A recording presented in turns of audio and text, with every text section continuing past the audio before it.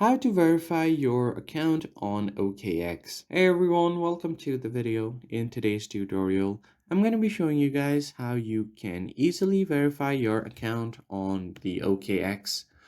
So the first thing that you need to know is once you verify your account or once you complete the KYC on the OKX, it will increase your withdrawal limits. You can access to all services like derivatives trading, copy trading, P2P trading, and more.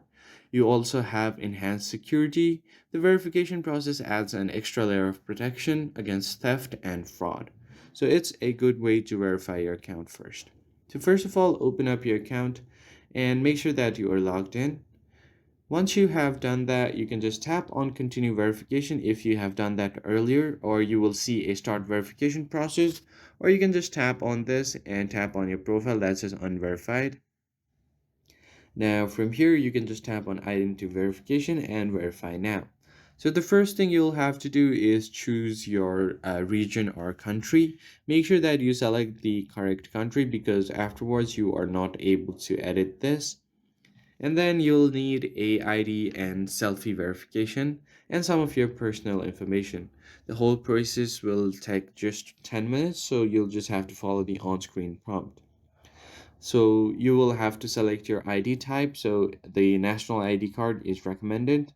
So just tap on it and tap on next. And it will give you an instruction on how you can take an image. Make sure that it's not cropped or glared or it's not blurry. Make sure it's really clear and visible. So just tap on start verification.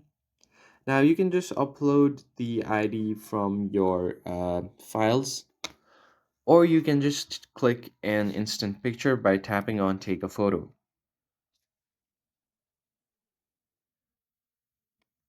Once you have taken a picture, just tap on OK.